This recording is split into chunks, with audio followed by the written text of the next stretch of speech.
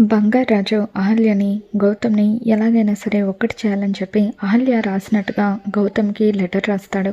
ఆ లెటర్లో గౌతమ్ గారు, మీరంటే నాకు గౌరవం, ఎంతో ఇష్టం, మిమ్మల్ని నేను ప్రాణం కంటే ఎక్కువగా ప్రేమిస్తున్నాను.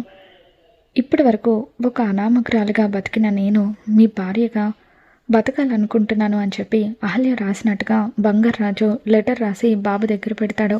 రే కన్నా, ఈ లెటర్తో ఎలాగైనా సరే మీ అమ్మ నాన్న ఒకటి కావాలరా అని చెప్పి బంగారాజు అక్కడి నుండి వెళ్ళిపోతాడు.